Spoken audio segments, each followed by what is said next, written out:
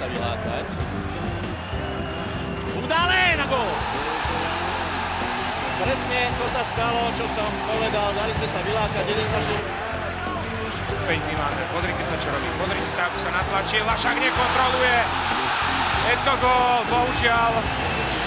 Chlapci, posledné sekundy našej hry v oslabení a už je náš hráč na ľadovej ploche Orsák a môže ísť dopredu. Poďme! Gól! Gól! 1-2! To bola ukážková akcia, správna odpoveď. Pel. Štimpel.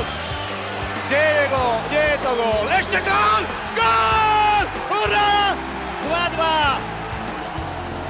Vynikajúco. A Žigmund ho zatiaľ na šampionáte nedal. Dal teraz! Gól, gól, gól! Žigo, si najlepší! Žigmund Palfi predviedol, ako sa to má, vycvičil Salah. Šup hore, áno, do pravého vinkla. Tú sériu obrancu Magnusa Johanssona.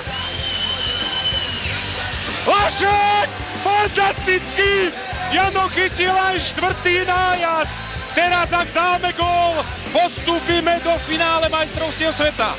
Vyšší obranca a rozbieha sa trenčiansky rodák. Ríško, nech ti to vyjde. Dá gól! Sme vo finále! Sme vo finále! Rusko, Slovensko. Sobota 11. mája 2002 o 19.